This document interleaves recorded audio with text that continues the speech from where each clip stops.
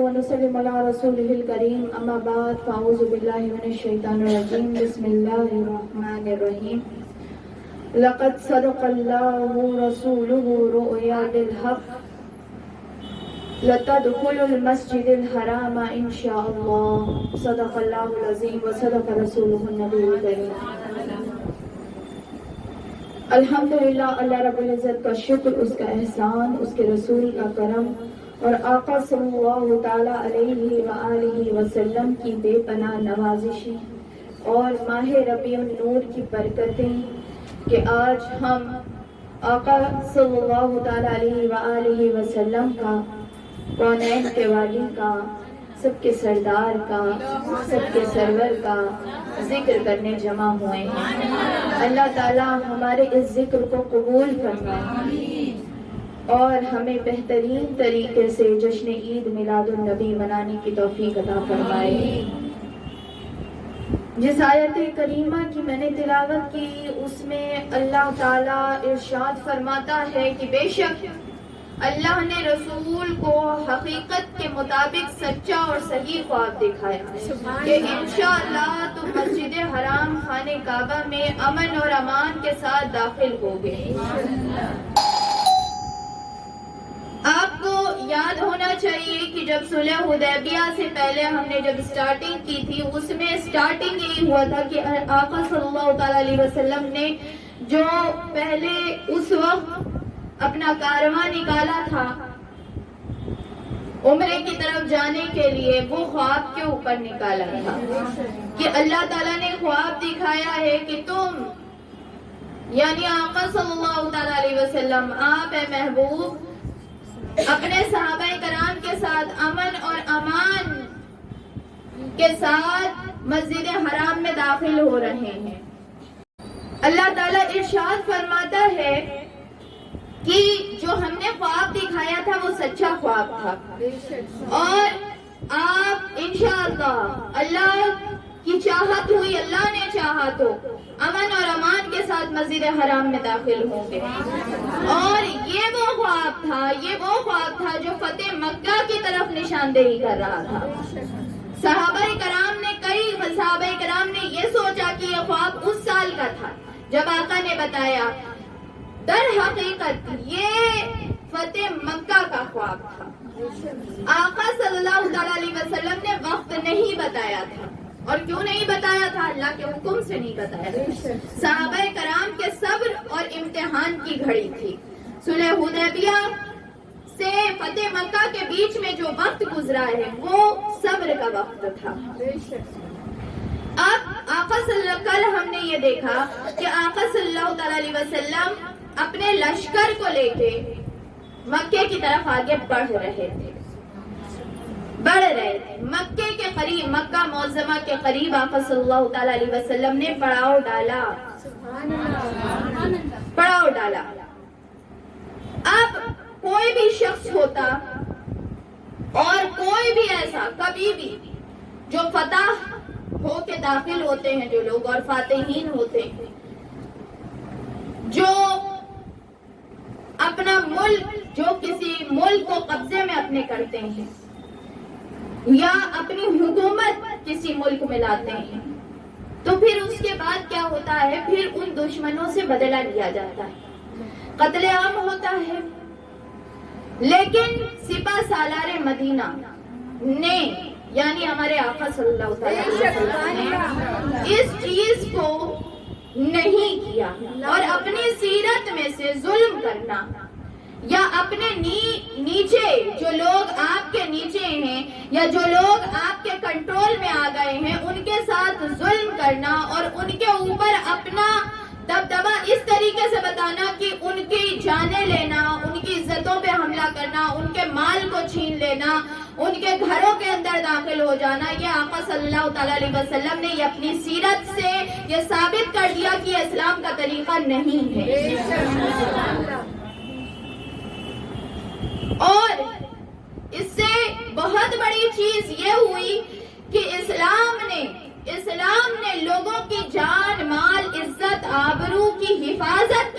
زیادہ کی ہے، اور اسلام لوگوں کی عزت اور لوگوں کی جان کا محافظ بن کر آیا ہے، ظلم کرنے نہیں آیا ہے۔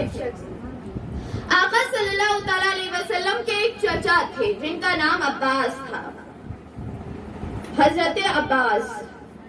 یہ حضرت عباس کون ہے؟ یہ حضرت عباس آقا کے چچا ہیں۔ تو ایک ہی ٹائم میں کئی لوگوں کا نام ایک طریقے سے ہوتا تھا۔ تو یہ حضرت عباس یہ وہ نہیں ہیں کربلا والے، یہ وہ ہیں جو آقا کے چچا تھے، آقا کے چچا، آقا ان کے بھتیجے تھے حضرت عباس۔ اور حضرت عباس جو ہیں یہ کافی دن بعد انہوں نے اسلام قبول کیا، کافی دن بعد اسلام قبول کیا، اور یہ مدینہ شریف ہجرت کیے تھے کافی دن بعد۔ آقا صلی اللہ تعالیٰ علیہ وسلم کے پاس یہ آئے، آقا صلی اللہ تعالیٰ علیہ وسلم نے معاف کر دیا، ان کی گزشتہ خطاؤں کو معاف کیا، اور انہوں نے اسلام قبول کر لیا، اسلام قبول کر لیا۔ لیکن انہیں اپنے قوم کی محبت تھی، یعنی اپنے گھرانے والوں سے یہ محبت کرتے تھے، کیونکہ ہمیشہ سے آقا کے جو صحابی ہیں نا، ان میں ایک چیز اپنے ذہن میں رکھیے کہ وہ صحابی جنہوں نے آقا کے ساتھ ہجرت کی، وہ صحابی جنہوں نے آقا کے ساتھ سب سے پہلے اسلام کی جنگ کی، بدر میں جو شریک ہوئے، جو احد میں شریک ہوئے، وہ صحابی جن کے پاس آقا گئے مدینے میں، جنہوں نے اپنی زمینیں دے دی، مدینے کے صحابی، مدینہ شریف کے انصار، اور یہاں کے مکے کے جو آقا کے ساتھ اپنا ملک چھوڑ کے آئے مہاجر، جنہوں نے پہلی جنگ اسلام کی وہ بدری صحابی، احد کے صحابی، ان کا مقابلہ جیسا ان کا ایمان تھا، جو افضلیت ان کی تھی، جو مقام ان کا تھا، اور جو اخلاص ان کے اندر تھا، جو محبت ان کے اندر تھی، وہ بعد والوں کے اندر نہیں تھی، وہ اخلاص والے تھے۔ انہوں نے اس وقت، اور آقا ہمیشہ یہ کہتے تھے کہ انہوں نے اس وقت ساتھ دیا ہے جب لوگ مجھے جھٹلایا کرتے، یہ لوگ اس وقت پختہ تھے جب لوگوں کو شک تھا، اور اس وقت ان لوگوں نے میرا ساتھ دیا۔ تو آقا نے ہمیشہ پہلے والوں کو پہلے رکھا ہے، جو پہلے تھے جنہوں نے مصیبتیں برداشت کی، اس وقت نہیں کہ جب ہم طاقت میں آ گئے تب جو لوگ آ کے جڑے، ان کا مقام الگ ہے، اور جو لوگ اس وقت جڑے کہ جب ابھی اسلام شروع ہوا تھا، دشمن ہی دشمن زیادہ تھے، مسلمان ابھی بہت کم تھے، یعنی مشکل کا وقت، مصیبت کا وقت، صبر اور آزمائش کا وقت، اس وقت کے صحابہ ہمیشہ افضلیت والے صحابہ، اور ان کا جو ایمان تھا نا، ان کی جو محبت تھی، وہ صرف اور صرف آقا سے تھی، وہ اپنے خاندان، اپنے گھرانے والوں کی طرف توجہ نہیں کرتے تھے، وہ صرف آقا کی طرف توجہ کرتے تھے، تو ان کا مقام الگ تھا۔ حضرت عباس آقا کے چچا تھے، لیکن دیر میں ایمان لائے، تو ان کو یہ تھا کہ قریش، مطلب مکے میں ہمارے کئی لوگ ہیں، مطلب ہمارے رشتہ دار ہیں، ہاں وہ اسلام کے دشمن ہیں لیکن پھر بھی میرے رشتہ دار ہیں، تو گویا کچھ نہ کچھ ان کو یہ لگ رہا تھا۔ آقا نے کچھ بتایا نہیں تھا نا، آقا نے یہ بھی نہیں بتایا تھا کہ ہم داخل ہوں گے، کیسے داخل ہوں گے، ہم جائیں گے کیا کریں گے، ہمارا طریقہ کیا ہوگا، ہم کس طریقے سے خانہ کعبہ کو اپنے قبضے میں لیں گے، یہ چیز آقا نے نہیں بتائی تھی، کسی کو نہیں بتائی تھی، سوائے اپنے چند مخلص صحابہ کرام جو السابقون الاولون میں سے، السابقون الاولون، وہ لوگ جن کی کوئی مثال نہیں، اور حضرت عمر رضی اللہ تعالیٰ عنہ، حضرت ابو بکر صدیق رضی اللہ عنہ، حضرت عثمان رضی اللہ عنہ، حضرت مولا کائنات مولا علی، اور آقا کی جو ازواج تھی جیسے حضرت عائشہ صدیقہ رضی اللہ عنہ، ان لوگوں کو آقا کا رازدار مانا جاتا ہے، رازدار تھے یہ آقا کے، آقا صلی اللہ تعالی علیہ وسلم ساری باتیں ان لوگوں کو پتہ ہوتی تھی. آقا نے حضرت عمر رضی اللہ تعالیٰ عنہ کو یہ ڈیوٹی لگائی تھی کہ وہ پہرا دیتے تھے. وہ پہرا دیتے تھے کہ کوئی بھی شخص دور سے بھی اگر کسی کو دیکھو کہ وہ ہماری طرف جاسوسی کر رہا ہے یا دیکھ رہا ہے تو اس کو گرفتار کرو. تو وہ حضرت عمر کی ڈیوٹی تھی.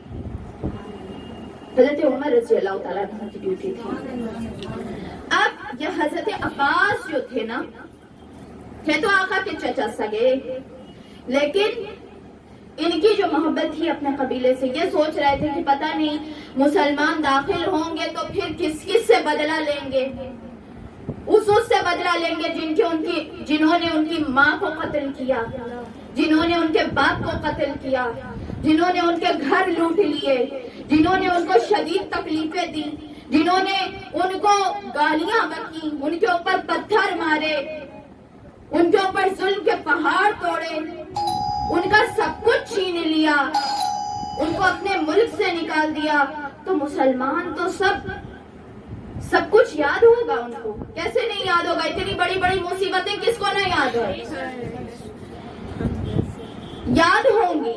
ہمیں تو ایک ایک بات یاد رہتی ہے، ایک ایک بات یاد رہتی ہے، تو مصیبتیں کیسے نہیں یاد ہوں؟ تو ہم تو مسلمان بدلہ لینے لگیں گے، مسلمان آئیں گے بدلہ لیں گے. تو لہٰذا کچھ نہ کچھ ایسا کیا جائے، کچھ نہ کچھ ایسا کیا جائے کہ جس کی وجہ سے جو اسلام ہے، اسلام کے جو لوگ ہیں، وہ ان کے حملوں سے وہاں پہ قریش مکہ کے لوگ محفوظ ہو جائیں اور کچھ امان کا راستہ تلاش کیا جائے، کچھ امن کا راستہ تلاش کیا جائے. اب حضرت عباس کھڑے ہوئے تھے، وہ باہر آ کے خیمے لگے ہوئے تھے نا، باہر خیمے، جب بھی کوئی پڑاؤ ڈالتا تھا تو وہ خیمے لگاتا تھا، ٹینٹ جو ہوتے وہ لگتے تھے. تو یہ حضرت عباس یہ باہر کھڑے ہو کے دیکھنے لگے، پوچھے ذرا مقام پہ کھڑے ہو کے کہ کوئی مکہ والا نظر آئے، کوئی مکے کا انسان نظر آئے تو میں اس کو پکڑ کے لے کے آؤں اور میں اس کے ذریعے سے مکے والوں کی امان کروا لوں، مکے والوں کا امن کروا لوں، اور آقا صلی اللہ تعالیٰ علیہ وسلم کے پاس اس کو لا کے یہ کہہ دوں کہ وہ معافی مانگ لے، اور آقا صلی اللہ تعالیٰ علیہ وسلم اس کے ذریعے سے، اس ایک آدمی کے ذریعے سے پورے مکے والے کو امان مل جائے. کوئی نہیں نظر آیا ان کو. انہوں نے کہا کوئی بھی ایک انسان بھی نظر آ جائے، کوئی نظر نہیں آیا. اور اتفاقاً ادھر سے ابو سفیان آتا وہ نظر آیا. اب انہوں نے کہا واہ، ابو سفیان مل گیا، ابو سفیان مل گیا. یہ تو کوئی نہ کوئی عام سا انسان تو ہے نہیں، یہ تو بہت بڑا، مطلب سب سے بڑا سردار اور سب سے بڑا دشمن. ان کو ہی پکڑ کے لے کے آ جایا جائے تو امان تو گارنٹی ہے، اگر یہ جو ہے مانگ لیں گے تو دوسرے لوگوں کو ہو ہی جائے گی. تو انہوں نے جا کے ابو سفیان کو پکڑا، ابو سفیان کو پکڑا اور ابو سفیان کو کہا کہ ابو سفیان، خیر یہی ہوگی کہ تم آ جاؤ اور معافی مانگ لو اور اسلام قبول کر لو، اسلام قبول کر لو، ورنہ اگر مسلمان داخل ہوں گے اس طریقے سے کہ تم لوگ دشمن رہو گے اور معافی نہیں مانگی ہوگی تو ایک ایک سے بدلہ لیا جائے گا، پھر اس کے بعد آگے کیا، تمہارے ہاتھ میں تباہ ہو جائے گا سب کچھ، تمہارے گھر وغیرہ کچھ حفاظت میں نہیں رہیں گے. ابو سفیان نے کہا ٹھیک ہے. ابو سفیان نے بھی سوچا کہ ہاں بات تو صحیح کہہ رہے ہیں، بات تو صحیح کہہ رہے ہیں، اس لیے کیونکہ اب جب یہاں پہ ابو سفیان حیرت میں، ابو سفیان نے کہا یہ آیا مطلب یہ کیا کرنے آئے ہو تم لوگ؟ کہا یہ مسلمانوں کا لشکر ہے. کہا مکے کی طرف آ رہا ہے؟ کہا ہاں مکے کی طرف آ رہا. اب وہ مکے میں سامنے تھوڑے دور پہ لشکر ہے اور ابو سفیان کو پکڑ بھی لیا گیا ہے. اب وہ واپس جا کے خبر بھی نہیں دے سکتا، واپس جا کے خبر بھی نہیں دے سکتا. اس نے کہا ہائے مکے پہ قبضہ کرنا ہے، اور اس کی آنکھیں پھٹی کی پھٹی رہ گئی کہ مکے کی طرف آ رہے ہیں، مکے کی طرف آ رہے ہیں. حضرت عباس نے کہا کہ اب جو ہے تم میرے ہاتھ میں آ گئے ہو، ایسے بھی جو ہے لوگوں نے دیکھ لیا ہے، اب تم واپس پلٹ کے جاؤ گے تو جان ہی جائے گی تمہاری، تو اس سے اچھا ہے کہ تم میرے ساتھ چلو اور جا کے اسلام قبول کر لو۔ کہا ٹھیک ہے۔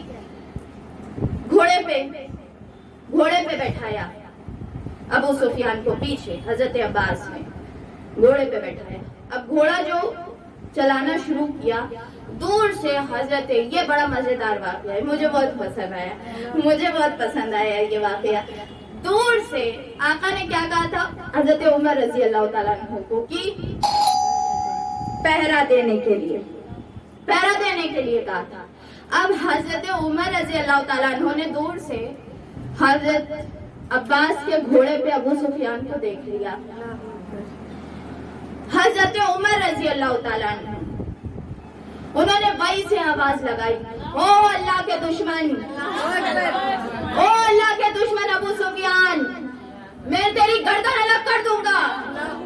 اب حضرت عمر نے گھوڑا دوڑایا، ابو سفیان نے کہا گھوڑا تیز کرو میری جان چلی جائے گی۔ حضرت عمر نے کہا روکو گھوڑا، میں آ رہا ہوں پیچھے سے، یہ دوڑتا ہوا، اس کی جو ہے دھڑکن تیز، نے کہا تیز چلاؤ، آقا کے پاس پہنچ جائے، نہیں تو بیچ ہی راستے میں آج میری موت ہے عمر کے ہاتھوں۔ حضرت عمر جو ہے بار بار بولتے جا رہے تھے گھوڑا روکو، ابو سفیان کو میں مار دوں گا۔ ابو سفیان کی سانسیں اٹکی ہوئی تھی کہ کیسے ہم پہلے پہنچ جائے آقا کے پاس، ورنہ بیچ میں آج تو میرا اینڈ، آج جو ہے اوپر پہنچیں گے ہم۔ ابو سفیان نے حضرت عباس سے کہا کہ تم گھوڑے کو خوب تیزی سے لے کے جاؤ، اور ادھر حضرت عمر تیزی سے ان کے پیچھے بھاگ رہے تھے، اور حضرت عمر کو یہ تھا کہ میں پہلے پہنچوں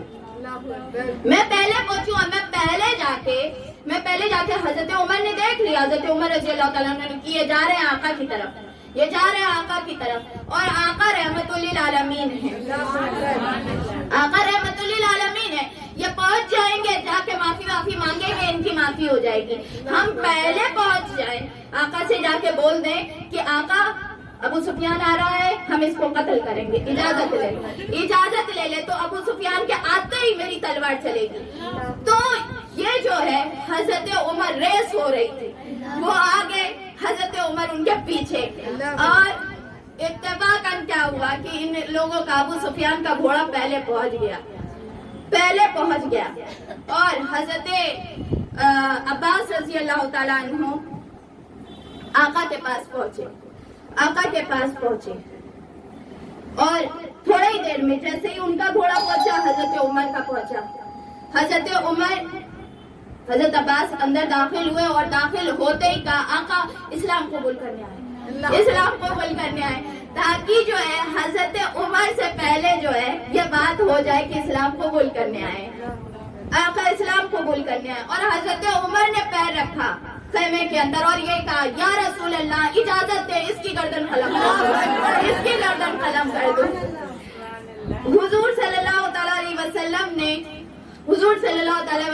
ابو سفیان حضرت عباس کے پیچھے چھپا، کہا جو ہے نا آقا صلی اللہ تعالیٰ علیہ وسلم سے کہا کہ آقا میں معافی مانگنے آیا ہوں، مجھے معاف کر دے، میں اسلام قبول کرنا چاہتا ہوں۔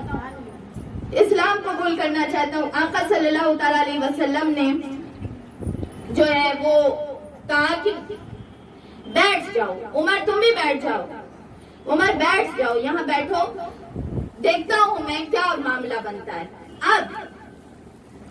اب حضرت عمر رضی اللہ تعالیٰ عنہ کی تلوار باہر تھی، ان کی تلوار آگے نکلی ہوئی تھی، اور حضرت عمر کو یہی تھا کہ آقا ابھی کہیں گے کہ ختم کر دو، اور وہ تلوار نکالے کھڑے ہوئے تھے، اور انہوں نے پھر پوچھا آقا میں نے کچھ کہا ہے؟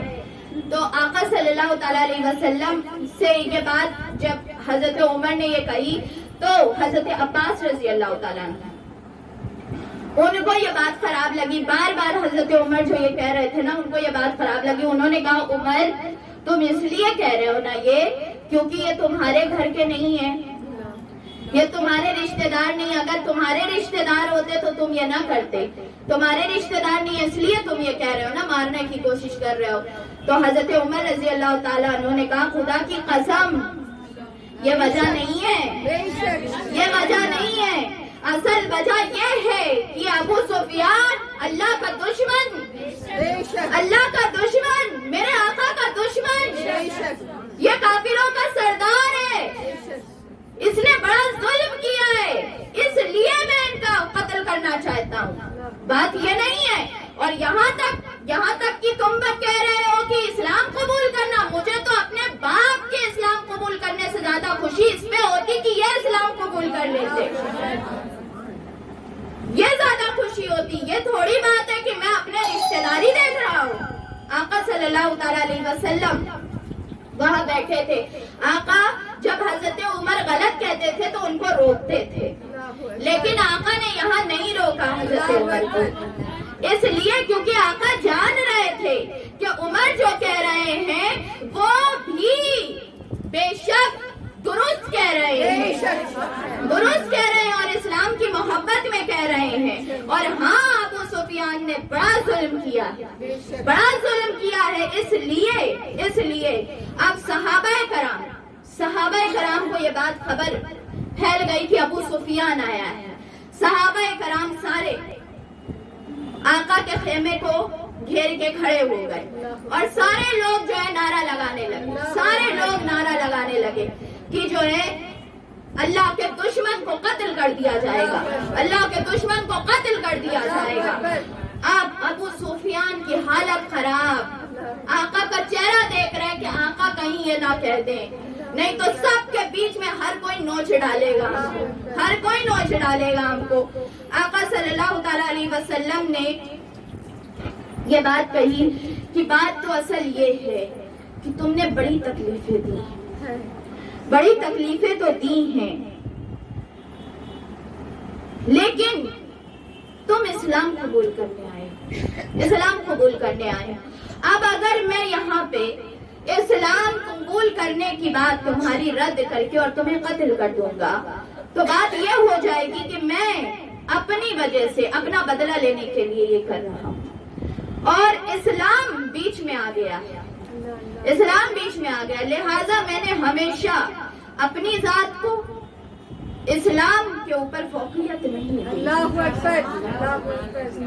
ہاں تم نے بڑا ظلم کیا، لیکن تم جو اسلام کے لیے کہہ رہے ہو نا، تو میں اس بات کو قبول کروں گا، اس بات کو قبول کروں گا. اور تم اسلام قبول تم کر لو اور تم کو ہم معاف کر دیتے ہیں، معاف کر دیتے ہیں. معاف کر دیتے ہیں. پہلی بات تو یہ تھی کہ جب حضرت ابو سفیان کے سامنے اسلام پیش کیا گیا تو انہوں نے کہا کہ یا رسول اللہ، بے شک آپ بہت رحم کرنے والے ہیں، اور بے شک آپ جو کہہ رہے ہیں صحیح کہہ رہے ہیں کہ آپ اللہ کے رسول ہیں، لیکن میرا دل جو ہے نا وہ ذرا سی یہ باتیں نہیں مانتا ہے، ذرا سی یہ باتیں نہیں مانتا ہے. آقا صلی اللہ تعالی علیہ وسلم نے کہا کہ تمہاری مرضی، تم اسلام قبول کرو یا نہ کرو، تمہاری مرضی. ابو سفیان نے سب کو دیکھا، سب کا چہرہ دیکھا، کہا نہیں، یا اگر اسلام قبول نہیں کریں گے تو پھر جو ہے پھر موت قبول کرنی پڑے گی. کہا نہیں، اسلام تو قبول کریں گے، اسلام قبول کرنا ہے. آقا نے کلمہ پڑھایا، کلمہ پڑھ لیا، لیکن انہوں نے کہا کہ بات میری یہ ہے کہ ایک میری شرط مان لیجئے، میری شرط مان لیجئے کہ آپ جو یہ لشکر جا رہا ہے نا، یہ لشکر جو جا رہا ہے، اہل مکہ کی جان مال کی حفاظت ہو جائے. آقا نے کہا کہ ٹھیک ہے، میں مان لوں گا، اور ہاں اگر کوئی مزاحمت ادھر سے ہوگی، یعنی کوئی اگر آئے گا آپ کے سامنے تو آپ اس کے ساتھ جو چاہے کر سکتے ہیں، لیکن جو اگر نہ آئے تو اس کو معاف کر دیجیے گا۔ آقا نے کہا کہ ٹھیک ہے۔ آقا نے کہا بات یہ ہے کہ جو بھی کوئی، آقا نے اعلان کر دیا، آقا نے اپنے صحابیوں کے بیچ میں اعلان کیا کہ جو کوئی بھی مسجد حرام میں داخل ہو جائے گا، جہاں ہم جا رہے ہیں مکے کے اندر، جو کوئی بھی مسجد حرام میں داخل ہو جائے گا اس کو امان مل جائے گی۔ ابو سفیان نے کہا آقا مسجد حرام میں جگہ زیادہ نہیں ہے، سب لوگ نہیں آ پائیں گے۔ کہا کہ جو کوئی بھی ابو سفیان کے گھر میں چلا جائے گا اس کو بھی امان مل جائے گی۔ کہا آقا میرے گھر میں بھی اتنی جگہ نہیں ہے۔ آقا نے پھر کہا کہ جو کوئی بھی اپنا دروازہ بند کر لے گا اس کو بھی امان مل جائے گی۔ یہ رحمت للعالمین یا رسول اللہ، یا رسول اللہ، یا رسول اللہ، یا علی۔ اب ابو سفیان نے کہا واہ بہت اچھا، اب میں جاتا ہوں مکے کی طرف، اب مجھے چھوڑ دیجئے، میں مکے کی طرف جاتا ہوں۔ آقا نے کہا نہیں، اللہ اکبر، ہمارے ساتھ آ گئے نا، ہمارے بھائیوں، رہو ہمارے ساتھ، ہمارے ساتھ رہو۔ اس لیے کیونکہ آقا جانتے تھے کہ ہو سکتا ہے یہ مکے میں جا کے پھر کچھ کرنا شروع کرے گا، اسی لیے آقا نے کہا ان کو یہیں رکھو، اور صحابیوں کو کہا ان کے اوپر نظر ایک دم کڑی رکھے رہنا، ایک دم ادھر ادھر بھاگنے نہ پائیں گے، اور ان کو مکے نہیں جانے دیا جائے گا، مکے جانے نہیں دیا جائے گا، ان کو پکڑ کے رکھو۔ اور آقا صلی اللہ تعالی علیہ وسلم، ابو سفیان اسلام قبول کر لیے تھے، لیکن پھر بھی ان کو ڈر لگ رہا تھا کہ آقا نے پکڑ کے رکھا ہے مارنے کے لیے، اب ہم کو مار ڈالا جائے گا، ختم کر دیا جائے گا۔ تو آقا صلی اللہ تعالی علیہ وسلم سے کنارے ہو کے ذرا حضرت عباس سے پوچھا کہ مجھے روک کے کیوں رکھا ہے، جانے دو مجھے روک کے کیوں رکھا ہے۔ کہا نہیں کوئی بات نہیں ہے، کچھ روک کے اسی لیے نہیں رکھا ہے، روک کے اسی لیے رکھا ہو کوئی کام ہوگا آقا کو تم سے، اسی لیے روک کے رکھا ہوگا۔ اب وہ چاہ رہا تھا کہ ہمیں چھوڑا جائے، ہم مکے جائیں، مکے میں جا کے سب کو آگاہ تو کر دیں، خبر تو کر دیں، اور ہو سکے اگر تو پھر کچھ مطلب کر سکے۔ لیکن آقا جس طریقے سے چلنے والے تھے، آقا کو کوئی ان کے مشن سے ہٹا نہیں سکتا۔ آقا نے کہا نہیں، ابو سفیان بیٹھے ہوئے تھے، آقا کے پاس بیٹھے ہوئے تھے، اب آقا کے پاس بیٹھے ہوئے تھے، صحابیوں کے بیچ میں بھی نہیں جا رہے تھے، اس لیے کیونکہ ڈر لگ رہا تھا ان کو، صحابیوں کے بیچ میں جائیں گے کہیں کسی کو میرا چہرہ دیکھ کے غصہ آ جائے، آقا کا ایک دم پاس بیٹھے ہوئے تھے تاکہ مجھے کوئی ہاتھ نہ لگائے، ڈرے سہمے آقا کے پاس بیٹھے ہوئے۔ آقا نے کہا عباس ان کو لے کے جاؤ، ذرا جاؤ، یہ بھی جا کے فوج میں شامل ہوں، تمہارے بھائی ہو گئے ہیں، جاؤ لے کے جاؤ، دکھاؤ جا کے۔ اب وہ کہے آقا مجھے رہنے دیں یہیں پہ۔ کہا جاؤ جا کے سب کے ساتھ دیکھو، جنگ وغیرہ کا طریقہ سیکھو۔ ابو سفیان نے جب آقا نے یہ کہہ دیا اب کیا ہو سکتا ہے، اب اٹھے گئے، حضرت عباس لے کے جا رہے تھے، کہا کہ میں یہاں پیچھے سے دیکھوں گا، ذرا کھڑے ہو تھوڑا دور سے مجھے دیکھنے دو جو ہے۔ کہا کہ چلو نا ساتھ میں، چلو کچھ نہیں ہوگا، آقا ہے نا، آقا نے کہہ دیا کچھ نہیں ہونے والا۔ کہا نہیں مجھے پیچھے یہیں پہ رہنے دو، میں بیچ میں جا کے ذرا اچھا نہیں لگے گا نا، سب کے بیچ میں جائیں گے تو چہرہ دیکھ کے اچھا نہیں لگے گا، ہو سکتا ہے ہم کو دیکھ کے غصہ وغیرہ آ جائے، تو میں یہیں سے کھڑے ہو کے دور سے دیکھوں گا۔ اب انہوں نے دیکھنا شروع کیا، دیکھا، اور آقا نے بھی جان بوجھ کے ان کو بھیجایا تھا وہاں پہ دیکھنے ہی کے لیے۔ آقا یہ نہیں کرنے کے لیے بھیجا رہے تھے کہ وہ جائے اور جا کے مل جائے، یہی کہ دیکھ لے جا کے کہ کیا منظر ہے۔ اب ابو سفیان جو آیا اس نے دیکھا کہ 10,000 کی فوج. اللہ اکبر. نعرہ تکبیر. اللہ اکبر. نعرہ تکبیر. نعرہ رسالت. نعرہ رسالت. نعرہ حیدری. اور سارے لوگ ملیٹری مارچ کی تیاری کر رہے ہیں. مطلب مارچ کی طرح ایک ایک ٹولی جو ہے ایک ایک گروپ گزر رہا ہے. ایک ایک گروپ گزر رہا ہے. سب سے پہلے حضرت خالد بن ولید کا گروپ گزرا, بالکل منظم انداز سے, بڑی خوبصورتی سے اللہ کا نام لیتے ہوئے سب مارچ پاسٹ ہوتا ہے. تو ملیٹری مارچ پاسٹ ہو رہا ہے. پھر اس کے بعد حضرت زبیر بن عوام کا گروپ گزرا.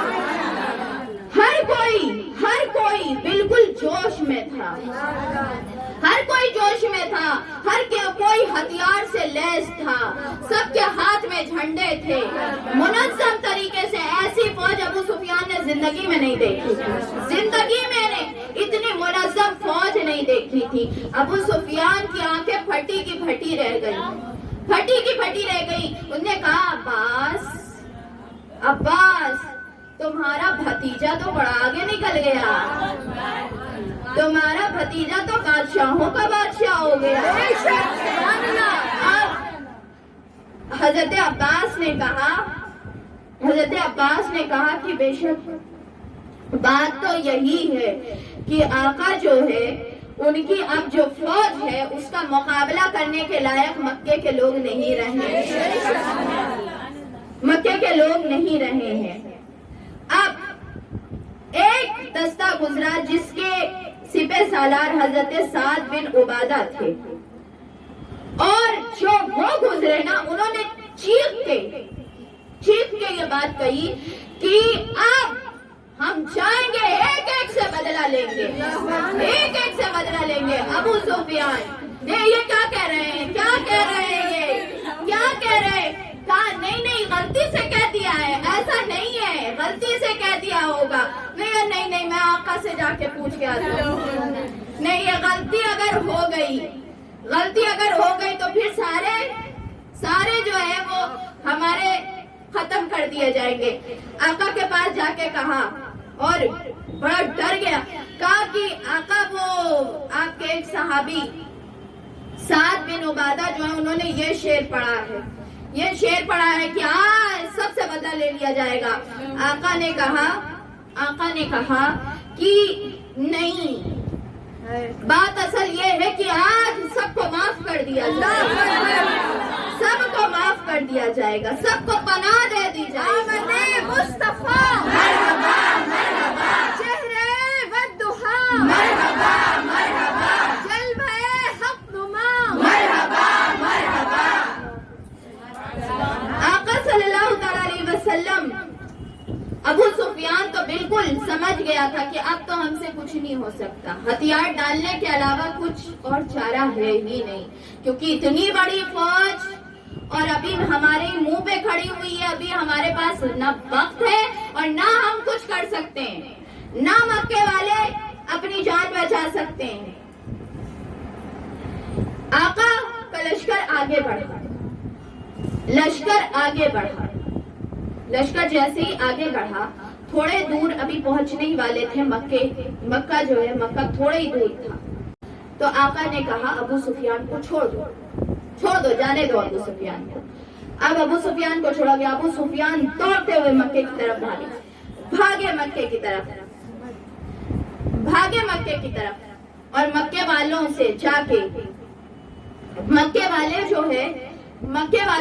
کے اعلان کیا مکے والوں ہتھیار ڈال دو, بہت بڑی فوج آ رہی ہے, مقابلے کی ہمت نہیں ہے ہمارے اندر مقابلے کی ہمت نہیں ہے. اور کیا کہا کہ اے قریش, محمد صلی اللہ تعالی علیہ وسلم تمہارے پاس وہ عظیم الشان فوج لے کر آ رہے ہیں.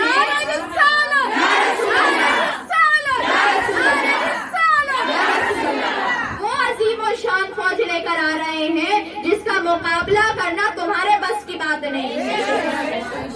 تمہارے بس کی بات نہیں ہے. اب جو ان کی جو بیوی تھی, زوجہ تھی ابو سفیان کی, ہند کہا جاتا ہے, ہند بنت عتبہ, یہ جو تھی ان کو یہ بات بڑی خراب لگی.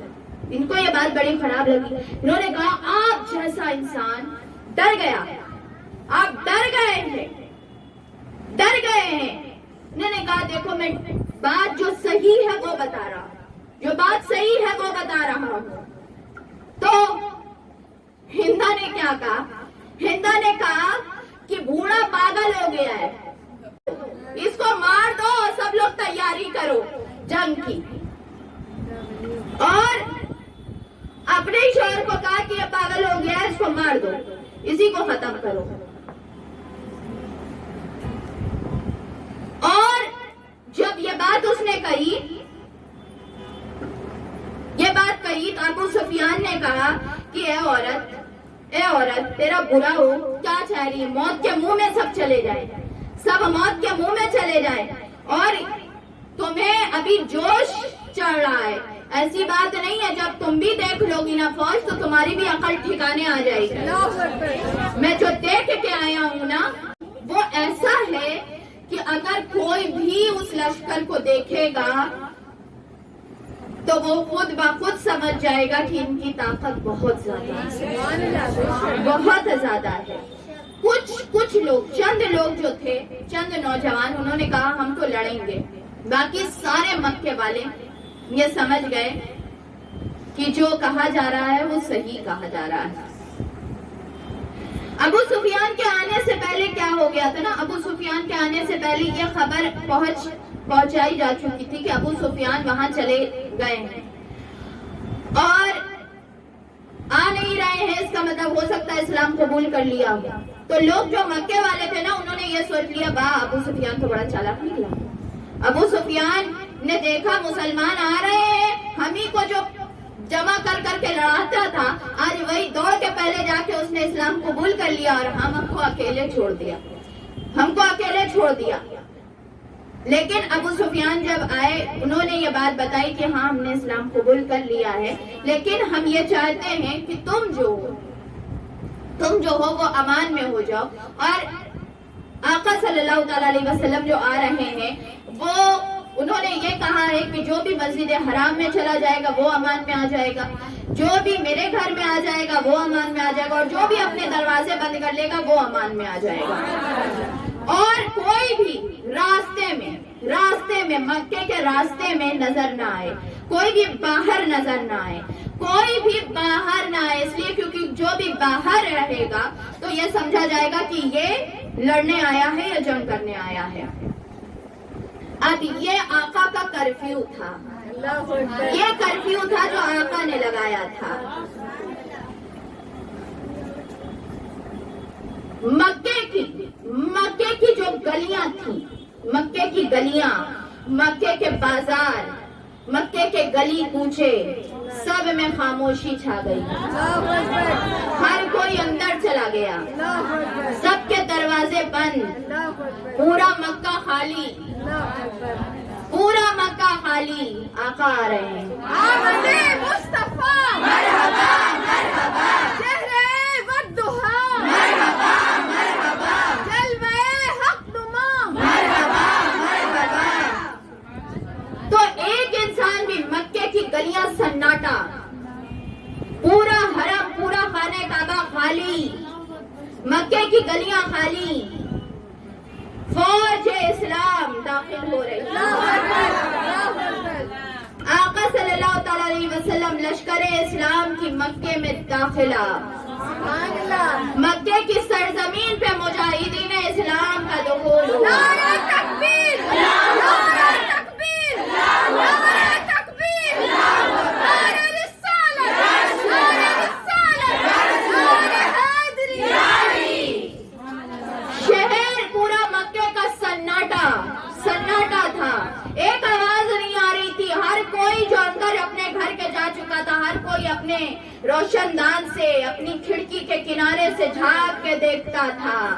وہ سارے جو باہر نکال چکے تھے مسلمانوں کو, وہ سارے جنہوں جنہوں نے کہا تھا ہم اس سال آنے نہیں دیں گے، واپس چلے جاؤ، وہ سارے جنہوں نے ایک ایک مسلمانوں کے گھر والوں کو تکلیف دی تھی، گھروں کو لوٹا تھا، بہت ساروں کو شہید کیا تھا، بہت ساروں کو یتیم کر دیا تھا، بہت ساروں کے گھر والوں کو پریشان کر دیا تھا، آقا صلی اللہ تعالی علیہ وآلہ وسلم کے جان کے دشمن تھے، جنہوں کو یہ تھا کہ مکہ تو میرا ہے، کعبہ تو میرا ہے، آج وہ اندر چھپے دیکھ رہے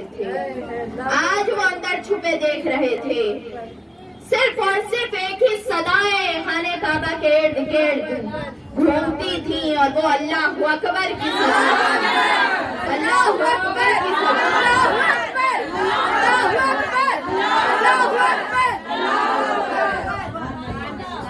اللہ اکبر کی صدائیں گونجتی تھیں، سپہ سالار مدینہ حضور رحمت عالم صلی اللہ تعالی علیہ وسلم آج خانہ کعبہ میں فاتح کی حیثیت سے داخل ہو رہے تھے۔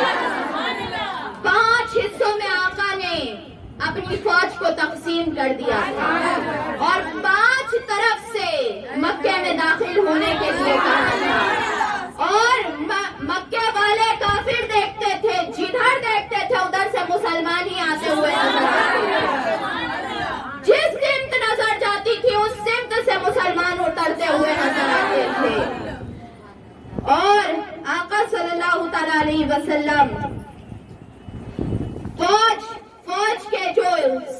فوج کے جو سپہ سالار تھے، 5 ہی تو دستہ بانٹا تھا، اس میں سے ایک دستے کی کمان آقا نے خود سنبھالی تھی، ایک دستے کو زبیر بن عوام، دوسرے کو خالد بن ولید، تیسرے کو حضرت ابو عبیدہ، چوتھے کو حضرت قیس، اور پھر اس کے بعد پانچویں کا جو حضرت سعد بن عبادہ کا تھا، جنہوں نے یہ کہا تھا کہ ہم بدلہ لے لیں گے، آقا نے ان کے جوش کو دیکھتے ہوئے کہ سعد جو ہے وہ بہت جوش میں ہے، اس لیے ان کو کمان سے ہٹا کے ان کے لڑکے کو رکھ دیا تھا،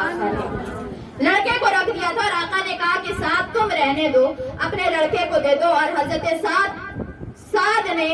بن عبادہ نے بالکل لبیک کہہ کے مان لیا کہ ہاں جو آپ کہیں وہی صحیح، ہم نہیں، جیسا آپ کہیں، اگر آپ ہم کو ہٹا دیں تو آپ کی مرضی۔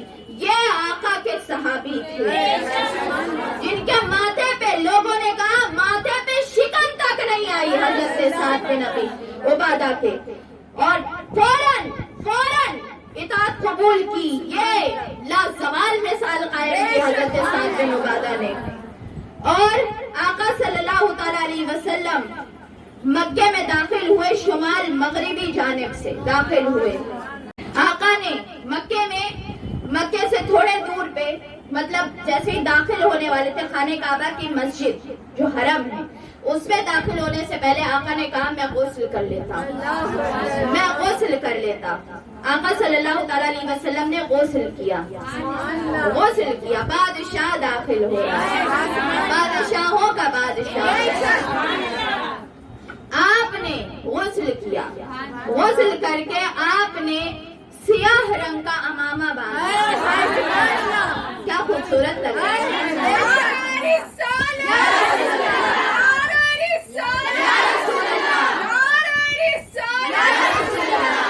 چاند جیسے چہرے پہ سیاہ رنگ کا امامہ، کتنا خوبصورت لگ رہا ہے۔ آقا صلی اللہ تعالی علیہ وسلم کے چہرے پہ خوشی تھی، سارے صحابہ خوش تھے، سب یہ خواب دیکھا کرتے تھے سالوں سے، آج کئی سال ہو گئے تھے، 13 سال مکے کے، 7 سال مدینے کے، اتنے سالوں سے مسلمان ایک ہی خواب دیکھتے تھے کہ کب وہ دن آئے گا کہ ہم آرام سے یہاں عبادت کر سکیں گے، کب وہ دن آئے گا کہ جب ہم اللہ کے اس گھر کو حاصل کر سکیں گے، کب وہ دن آئے گا۔ آج وہ خواب سچا ہو رہا تھا، انصار مدینہ جو مدینے کے صحابی تھے نا، وہ سب رونے لگے، مدینے کے صحابی رونے لگے، آقا صلی اللہ تعالیٰ علیہ وسلم کا چہرہ دیکھتے رونے لگتے اور ایک دوسرے سے باتیں کرتے، ایک دوسرے سے بات کرتے۔ آقا نے بھی ان کا چہرہ دیکھا کہ سب کا مدینے والے صحابیوں کا چہرہ، مکے کے سارے صحابی خوش ہیں، سارے صحابی خوش ہیں جو مکے سے مہاجرین گئے تھے، لیکن مدینے کے جو صحابی ہیں ان کا چہرہ اتر گیا ہے۔ آقا نے بھی دیکھا یہ پریشانی کا عالم، یہ سارے روتے آپس میں بات کرتے کہ اب لگ رہا ہے نا کہ آقا یہیں رہ جائیں گے، آقا یہیں رہ جائیں گے۔ دیکھ رہے ہیں آقا کتنا خوش ہو رہے ہیں، اور یہی تو آقا کا شہر تھا، وہ تو یہاں سے جو ہے وہ پریشانی تھی اس لیے آقا وہاں چلے گئے تھے، اب ہمیں لگ رہا ہے نا کہ اب تو یہ شہر حاصل ہو گیا، اب آقا یہیں رہ جائیں گے اور ہمیں اکیلے جانا ہوگا، ہمیں آقا کو چھوڑ کے یہاں جانا ہوگا۔ تو آقا صلی اللہ تعالیٰ علیہ وسلم نے ان کا چہرہ دیکھا، تب تک اللہ کی وحی نازل ہوئی، اللہ کی وحی نازل ہوئی۔ آقا صلی اللہ تعالیٰ علیہ وسلم کو اللہ نے یہ بتا دیا کہ میرے محبوب، آپ کے انصار صحابہ آپ سے محبت کرنے والے، آپ سے محبت کرنے والے، آپ کو چاہنے والے، وہ لوگ، وہ صحابی جنہوں نے اپنے شہر کو، اپنے ملک کو کھول دیا تھا، جب یہاں سے آپ نکلے تھے تو وہ صحابی، وہ ان کے دل میں یہ چیز کھٹک رہی ہے کہ کہیں آپ یہاں نہ رہ جائیں، کہیں آپ یہاں نہ رہ جائیں۔ آقا صلی اللہ تعالیٰ علیہ وآلہ وسلم نے یہ بات کہا کہ اے گروہ انصار، اے گروہ انصار، آقا نے انصاری آقا بڑی محبت کرتے تھے مدینے کے صحابیوں سے، اور تھے بھی وہ، انہوں نے اپنا سب کچھ دے دیا تھا، سب کچھ دے دیا تھا۔ مدینے کے لوگ، آقا کہتے تھے کہ میں ان سے محبت کرتا ہوں، یہ مجھ سے محبت کرتے ہیں۔ آقا نے کہا اے گروہ انصار، تم نے کیا یہ بات کہی ہے، تم کیا آپس میں یہ بات کر رہے ہو کہ میرے اوپر، میرے دل میں وطن کی محبت زیادہ آ جائے گی اور میں اپنے وطن کی محبت کی وجہ سے یہاں رہ جاؤں گا، کیا تم نے یہ سوچا ہے؟ صحابیوں نے کہا ہاں آقا، ہمیں یہی چیز اندر سے کھائے جا رہی ہے کہ آپ اب یہاں رہ جائیے گا اور ہمارا جو مدینہ ہے نا وہ ویران ہو جائے گا، اور پھر تو ہمیں اچھا نہیں لگے گا آپ کو چھوڑ کے جانا، کیونکہ ہم نے ہر کچھ آپ کے لیے، ہمارا سب کچھ آپ کے لیے۔ آقا صلی اللہ تعالیٰ علیہ وسلم نے کہا میں اللہ کا بندہ اور اس کا رسول ہوں، اور میں جو کچھ بھی کہتا ہوں اللہ کی طرف سے کہتا ہوں، اللہ کی طرف سے کہتا ہوں، اس کا رسول ہونے کی حیثیت سے کہتا ہوں، مکے اور قریش ہونے کی حیثیت سے نہیں کہتا، میں نہ مکی ہوں اور نہ قریش سے تعلق رکھتا ہوں، میں اللہ کا رسول، اللہ کا رسول ہوں، اور میرا جینا مرنا تمہارے ساتھ ہے، تمہارے ساتھ ہے، میں تمہارے ساتھ جاؤں گا، بے شک میں تمہارے ساتھ جاؤں گا۔ مکہ فتح ہو گیا ہے لیکن میں مدینے کو نہیں چھوڑوں گا، میں تمہارے ساتھ جاؤں گا۔ یہ سنتے ہی جو انصاری صحابی تھے وہ پہلے دکھ سے رو رہے تھے، اب خوشی میں اور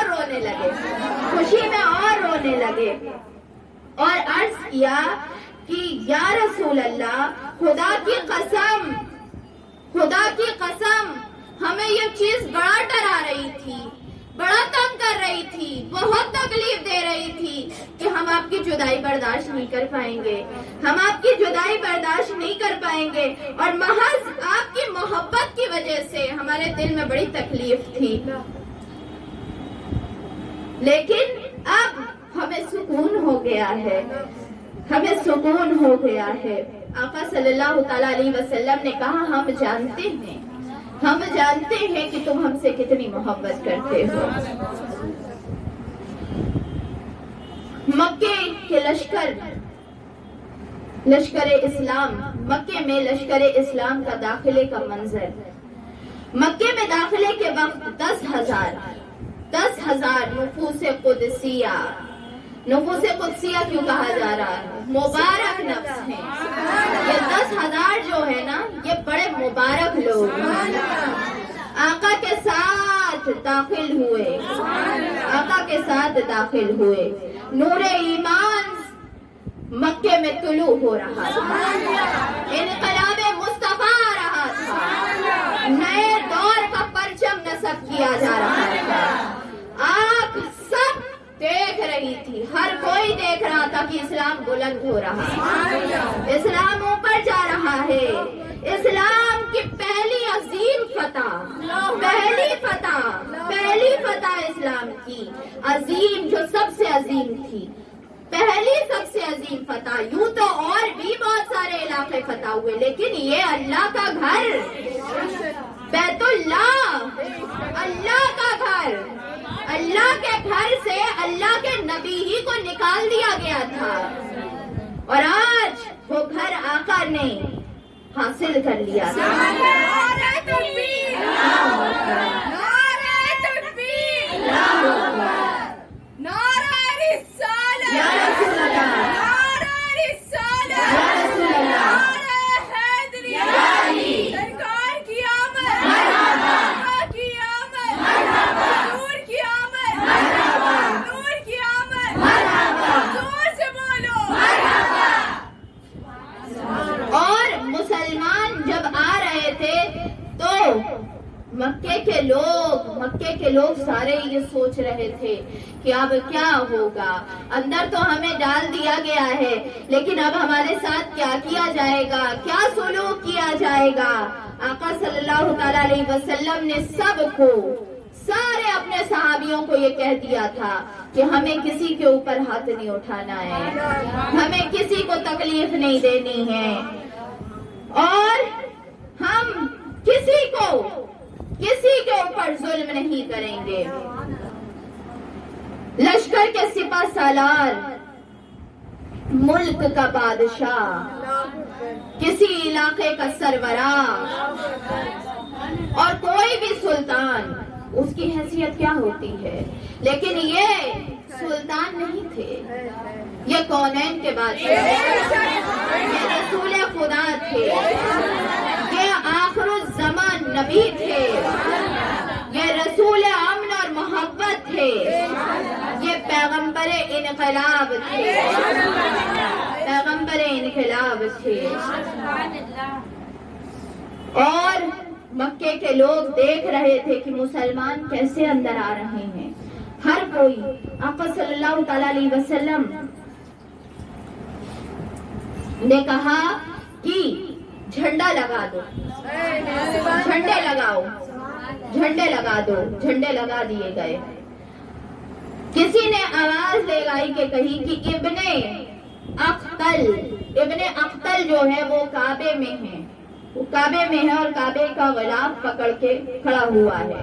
ये वो शख्स था जिसने, मुनाफिक था, इसने इस्लाम पहले कबूल किया और फिर उसके बाद इसने इस्लाम छोड़ दिया था, और इसने एक मुसलमान को कत्ल भी कर, शहीद भी कर दिया था।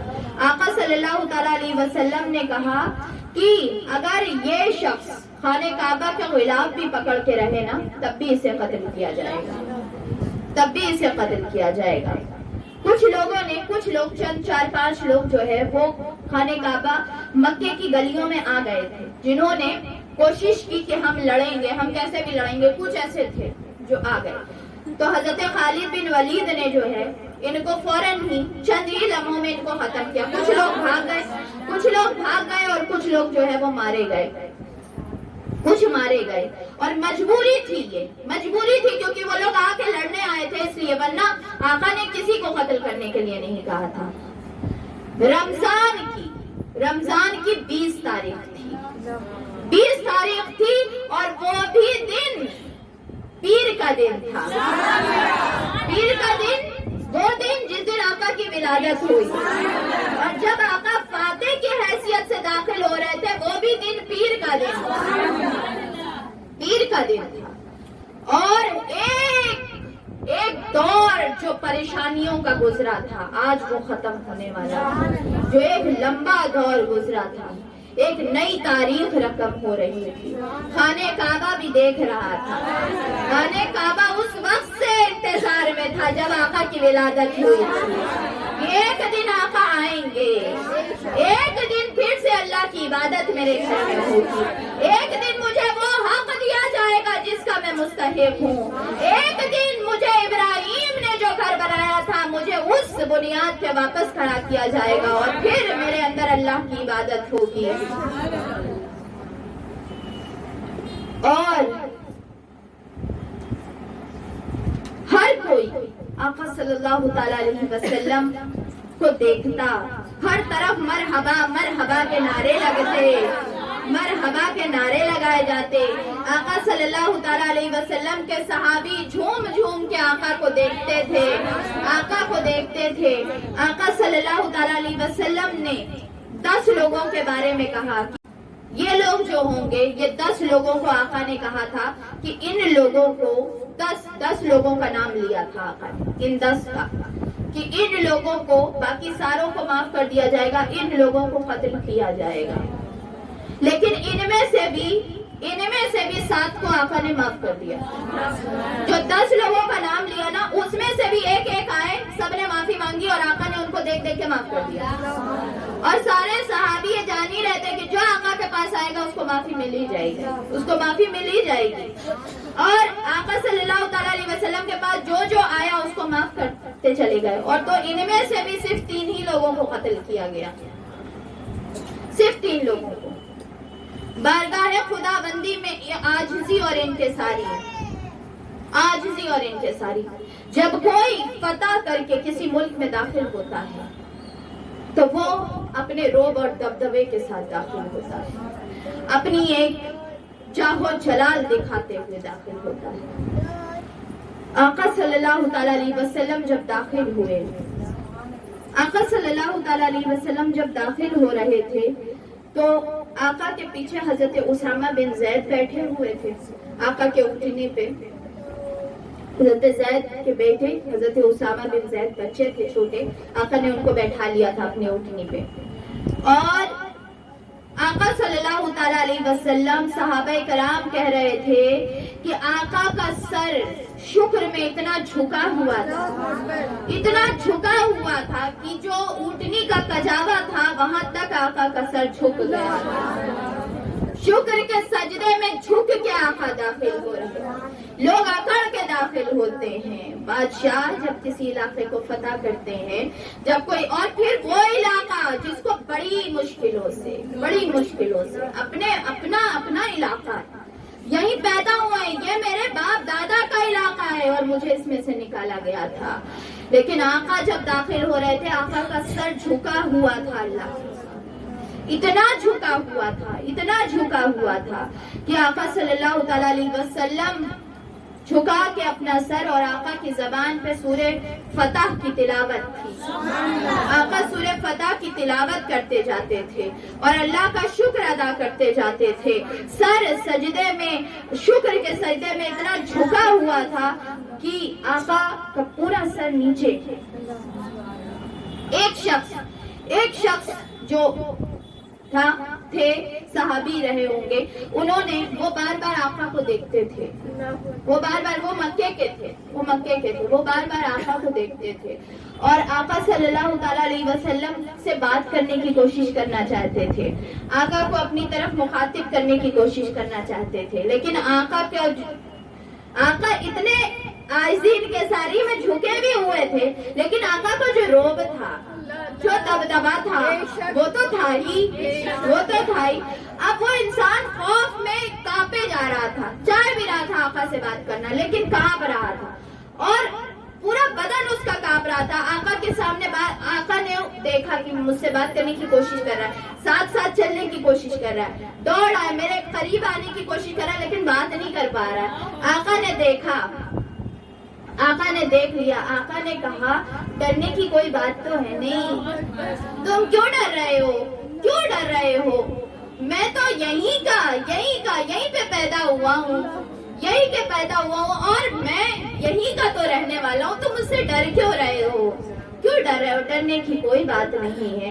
آقا صلی اللہ تعالیٰ علیہ وسلم اتنے رحم دل، اتنے رحم دل، وہ آقا کہ جس کے سامنے جبریل بھی ہاتھ باندھ کھڑے، جس کی ایک جھلک کے لیے فرشتے سدرۃ المنتہا پہ کھڑے رہتے، جس کے پیچھے نماز پڑھنے کے لیے سارے 1,24,000 پیغمبر کھڑے رہتے ہیں مسجد اقصی۔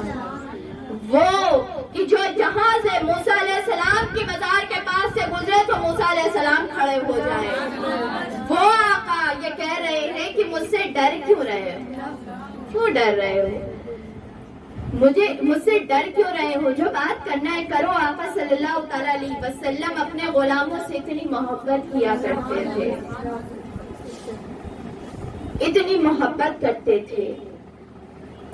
دوران طواف کے دوران آقا صلی اللہ تعالیٰ علیہ وآلہ وسلم کی طرف ایک شخص نے حملہ کرنے کی کوشش کی، مطلب بیچ میں مسلمانوں کے بیچ میں گھس کے، کچھ لوگ ابھی تک جل رہے تھے نا، مطلب جو اندر تھے وہ جلے جا رہے تھے، ان کو اندر سے وہ ہو رہی تکلیف تو تھی کہ مسلمان داخل ہو رہے ہیں۔ اب ایک شخص نے سوچا نا کہ ہم طواف کے بیچ میں آقا کو پیچھے سے وار کر دیں گے اور شہید کر دیں گے۔ آقا صلی اللہ تعالیٰ علیہ وسلم نے کہا آؤ میں وضو بناتا ہوں، سب وضو بنائیں۔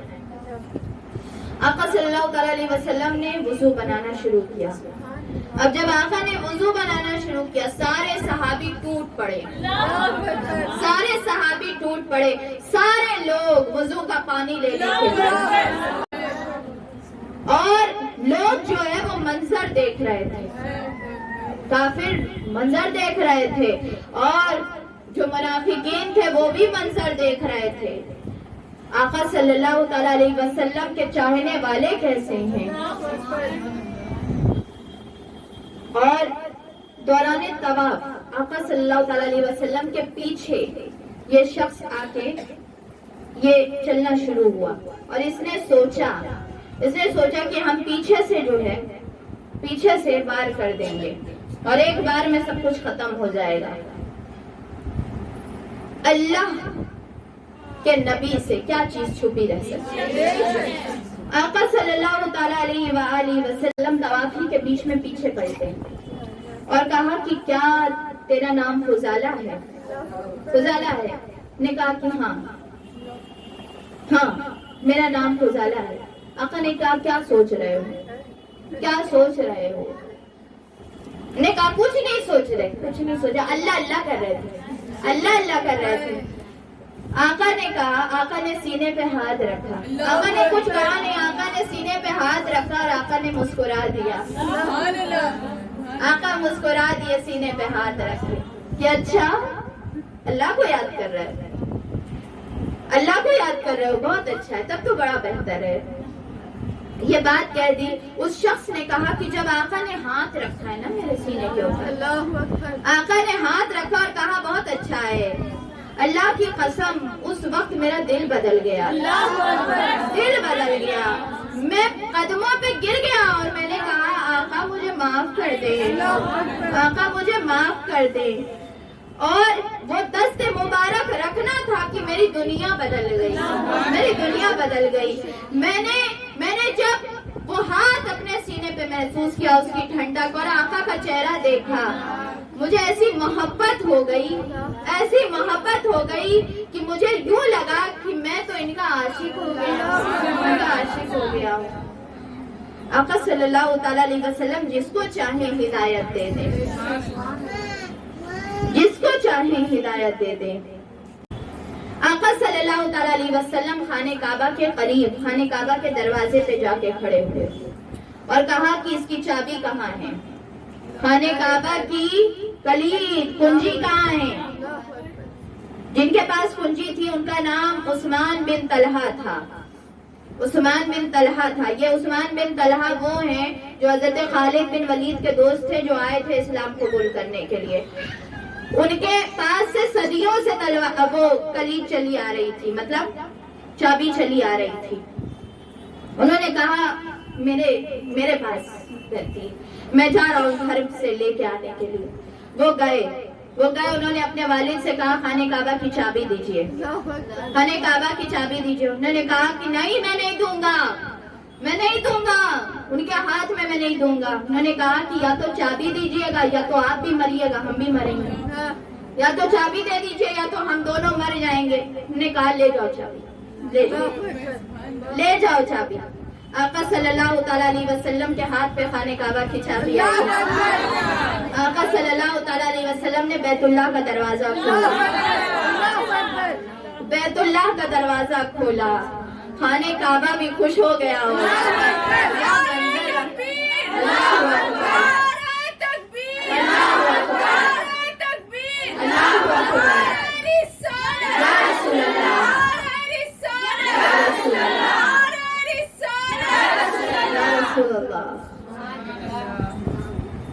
اللہ کا نبی اللہ کے گھر میں ہے, اللہ کا نبی اللہ کے گھر میں ہے. آقا نے بیت اللہ کا دروازہ کھولا, خانہ کعبہ روشن ہو گیا. آقا نے دیکھا 360 بت رکھے ہوئے ہیں, 360 بت خانہ کعبہ کے اندر. اور خانہ کعبہ کا جو صحن تھا نا, اس میں بھی چھوٹے چھوٹے بت رکھے ہوئے تھے. کبھی یہاں تھوڑے دور پہ پتھر, وہاں تھوڑے دور پہ عجیب طریقے کا پتھر. جب آقا داخل ہوتے تھے تو ایک ایک کو توڑتے ہوئے نعرہ تکبیر, نعرہ تکبیر, نعرہ تکبیر, نعرہ رسالت, نعرہ رسالت, نعرہ حیدری. صحابیوں نے جب آقا کو یہ کرتے ہوئے دیکھا, سارے صحابیوں نے اپنی تلواریں نکالی اور ایک ایک بتوں کو تلواروں سے مار مار کے اللہ اکبر کا نعرہ لگاتے, اللہ اکبر کہہ کے ایک ایک بت ٹوٹتا چلا جا رہا تھا. اللہ اکبر کا نعرہ بلند ہو رہا تھا اور باطل ختم ہو رہا تھا, حق آ رہا تھا. آقا صلی اللہ تعالیٰ علیہ وسلم نے بھی اپنے جو ہے وہ عصا سے, جو عصا مبارک تھا اس سے توڑتے جاتے تھے. صحابہ کرام بھی ایک ایک کو توڑتے, اٹھا کے پھینکتے اور کہتے اللہ اکبر کہہ کے آگے بڑھتے. آقا صلی اللہ تعالیٰ علیہ وسلم یہ آیت پڑھتے, جاء الحق وزهق الباطل, حق آ گیا اور باطل ختم ہو گیا, اور باطل مٹنے والا ہی ہے, باطل مٹنے والا ہی ہے. بیت اللہ شریف میں آقا داخل ہوئے, وجود مسعود آقا کا داخل ہوا. آقا نے حضرت بلال, حضرت اسامہ, حضرت عثمان بن طلحہ کو اپنے پاس لیا اور بیت اللہ میں داخل ہوئے. آقا نے سارے خانہ کعبہ کے بت توڑے, سارے بت توڑ دیے. خانہ کعبہ کے اندر 360 بت تھے, ایک ایک بت کو آقا نے توڑا. اور آقا جیسے ہی داخل ہوئے وہ تینوں صحابیوں کے ساتھ حضرت اسامہ تھے اور حضرت بلال تھے اور حضرت عثمان بن طلحہ تھے جن کے پاس چابی تھی. وہ داخل ہوئے. آقا نے کہا خانہ کعبہ کا دروازہ بند کر دو. آقا اندر گئے, خانہ کعبہ کا ڈور کلوز کر دیا گیا. آقا اندر تھے, کافی دیر تک آقا خانہ کعبہ کے اندر رہے. آقا نے خانہ کعبہ کی چاروں کونے میں جا کے تکبیر کہی, اللہ چاروں کونے پہ آقا کھڑے ہو کے تکبیریں کہتے. آقا نے خانہ کعبہ کے اندر نماز 2 رکعت پڑھی, 2 رکعت نماز پڑھی, دعا کی, اللہ کا شکر ادا کیا خانہ کعبہ کے اندر. اور آقا صلی اللہ تعالیٰ علیہ وآلہ وسلم خانہ کعبہ کے اندر اللہ کو یاد کر رہے تھے. چند لمحوں کے لیے تنہائی میں اللہ کو یاد کر رہے تھے. آج بھی وہ جگہ خانہ کعبہ کے اندر جو ہے آج بھی وہ مصلی, وہ جگہ موجود ہے جہاں آقا نے 2 رکعت نماز پڑھی. نماز کی ادائیگی کے بعد آقا باہر تشریف لے کر آئے. آقا صلی اللہ تعالیٰ علیہ وسلم نے چابی آقا کے ہاتھ میں تھی. آقا نے وہی جو چابی لے کے آئے تھے, آقا نے کہا لو تمہاری چابی. سارے صحابی یہ سوچ رہے تھے، اور خاص طور پہ حضرت عباس جو تھے آقا کے چچا، وہ یہ سوچ رہے تھے کہ آقا ہم کو دیں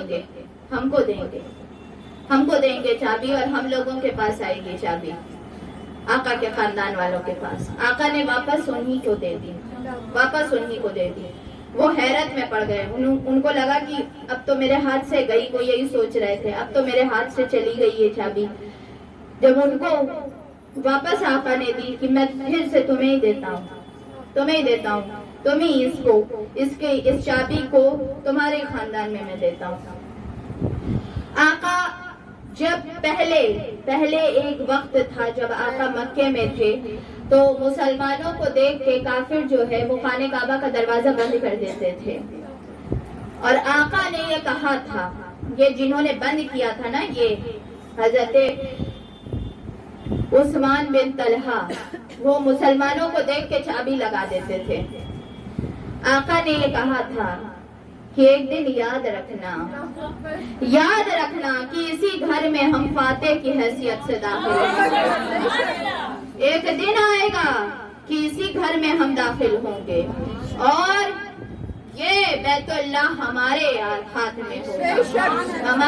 میں ہوگا، اور ہمیں اس کا یقین ہے۔ جب حضرت طلحہ کے ہاتھ میں یہ چابی آئی، ان کو وہ بات یاد آ گئی جب وہ تالا لگا دے رہے تھے مسلمانوں کو دیکھ کے۔ یہ چابی لے کے جیسے وہ آگے بڑھے، آقا نے کہا طلحہ کچھ یاد آیا؟ انہوں نے کہا ہاں بالکل یاد آیا آقا، بالکل یاد آیا، آپ اللہ کے سچے نبی ہیں، اور آپ کی بڑی مہربانی کہ آپ کے ہاتھ میں یہ ہوتے ہوئے کہ آپ جس کو چاہے دے سکتے تھے، آپ جس کو چاہے عطا کرتے، اور آپ کو تو مجھ سے بدلہ لینا چاہیے تھا کہ میں بند کر دیتا تھا دروازہ دیکھ کے، آپ کو تو میرے اوپر غضبناک ہونا چاہیے تھا اور چھین لینی چاہیے تھی میرے ہاتھ سے چابی، کسی اور کو دینی چاہیے تھی، لیکن آپ کا کرم ہے، آپ جیسا کریم میں نے نہیں دیکھا، آپ نے ہمیں ہی چابی عطا کر دی، ہم نے جو ہم تھے ہم بند کرتے تھے، آپ نے میرے ہی ہاتھ میں چابی دے دی۔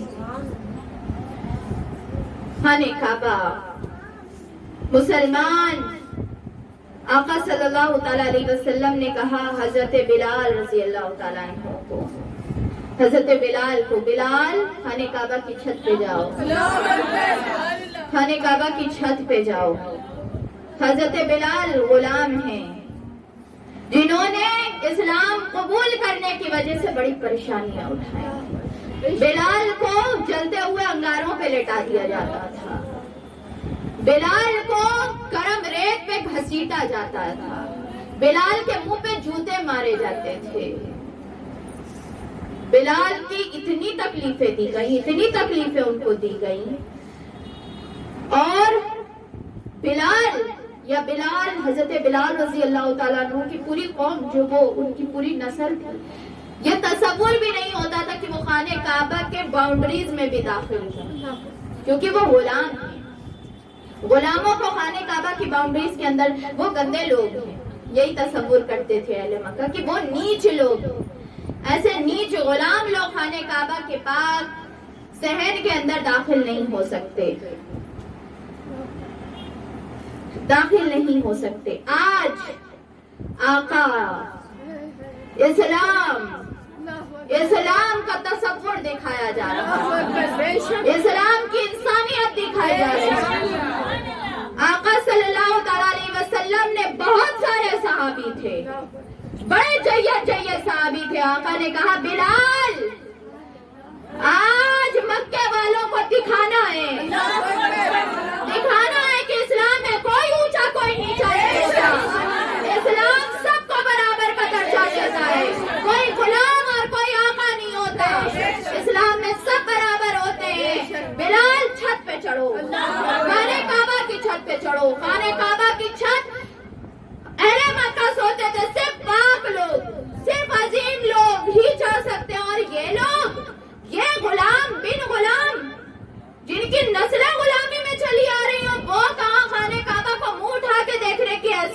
نہیں ہے ان کی.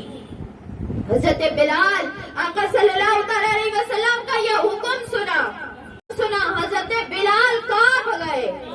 کہا آقا میں؟ آقا نے کہا ہاں تم خانے کعبہ کی چھت پہ چڑھو. حضرت بلال نے آقا کا ہاتھ چھوما, دست بوسی کی, خانے کعبہ کی چھت کے اوپر گئے. آپ جب حضرت بلال خانے کعبہ کی چھت پہ کھڑے تھے, جو کافر پردہ کھول کے دیکھ رہے تھے نا, جب انہوں نے بلال کو دیکھا انہوں نے کھڑکیاں بند کر دی زور سے کہ یہ کیا ہو گیا. بلال لوگوں نے منہ بنانے شروع کر دیے, باتیں کرنا شروع کر دی اور الٹی سیدھی باتیں ہونے لگی. جو کچھ لوگ منافقین جو بیٹھے ہوئے تھے مسلمانوں کے بیچ میں, ان لوگوں میں بیچ میں عجیب طریقے کا لوگ منہ بنانے لگے. اور یہ ایک ایسی چیز تھی جو ان لوگوں کے لیے ناقابل برداشت تھی کہ بلال خانے کعبہ کی چھت پہ. آقا نے کہا کہ بلال اذان دو. حضرت بلال رضی اللہ تعالیٰ عنہ نے خانے کعبہ کی چھت پہ پہلی اذان ہوئی. خانے کعبہ کی دیواروں میں اذان کی آوازیں گونجی. سب لوگوں نے دیکھا. آقا نے کہا, آقا ان لوگوں کے پاس گئے جو لوگ منہ بنا رہے تھے. آقا نے کہا منہ کیوں بنا رہے ہو؟ کیا منہ بنا رہے ہو؟ جان لو اسلام میں کسی گورے کو کسی کالے پہ فضیلت نہیں ہے, کسی عربی کو کسی عجمی پہ فضیلت نہیں ہے. اللہ کے ہاں وہ بلند ہے جو اللہ سے محبت کرنے والا, اللہ سے ڈرنے والا ہے. اسلام آپس میں محبت بھائی چارے والا مذہب ہے. اسلام کسی کو اونچا نیچا نہیں کرتا. اسلام میں کسی کو اس کے خاندان کی وجہ سے پہچان نہیں ہوتی. اسلام میں کسی کی پہچان پیسے سے, مال سے نہیں ہوتی, جاہ و منصب سے نہیں ہوتی, غلام اور آقا سے نہیں ہوتی. اللہ کی نظر میں اور اللہ کے رسول کی نظر میں ہر کوئی برابر ہوتا ہے. آقا نے اسی لیے حضرت بلال کو خانے کعبہ کی چھت پہ چڑھایا تھا. اور یہ فتح مکہ تھا. فتح مکہ کا جشن مسلمانوں نے کیسے منایا؟ مسلمانوں نے اللہ کو یاد کیا, اللہ کا ذکر کیا, اللہ کے سامنے توبہ. اللہ نے کہا تھا کہ محبوب شکر اس طریقے سے منائیں اور اپنے صحابیوں کے کہیں کہ شکر ایسے کرو کہ توبہ اور استغفار کرو. اللہ کے سامنے توبہ اور استغفار کرو. اس طریقے سے شکر مناؤ. ابو سفیان بھی یہ سوچ رہا تھا بیٹھ کے, حضرت ابو سفیان رضی اللہ تعالیٰ عنہ, اس لیے کیونکہ اسلام قبول کر لیا ہے نا, اب جو ہے رضی اللہ تعالیٰ عنہ ہو گئے. حضرت سفیان رضی اللہ تعالیٰ عنہ یہ بیٹھے سوچ رہے تھے. آقا کو دیکھا, اپنا بھی مقام دیکھ لیا, اور اب ان کو یہ لگ رہا تھا نا کہ پہلے اسلام قبول کر لیتے نا تو بہتر ہوتا. آج اسلام قبول کرنے سے نا ہم کو کوئی منہ نہیں لگاتا ہے.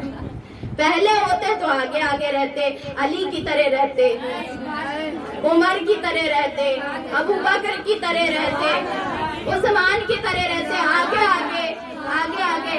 آج اتنا پیچھے اسلام قبول کر کے آج سب کے بیچ میں سب سے پیچھے ہیں, سب سے پیچھے ہو رہے ہیں, اور سارے مسلمان کوئی خوشی سے ہم سے ملتا بھی نہیں ہے. تو ان کو بڑا خراب لگ رہی تھی یہ بات کہ جو ہے میرا مقام جو ہے, جس حساب سے میں سردار ہوں وہ مقام مجھے نہیں مل رہا ہے. تو آقا کو دیکھ کے انہوں نے وسوسہ دل میں یہ آیا نا کہ آج بھی اگر میرے پاس لوگ ہوتے نا تو میں اس شخص سے جنگ کرتا.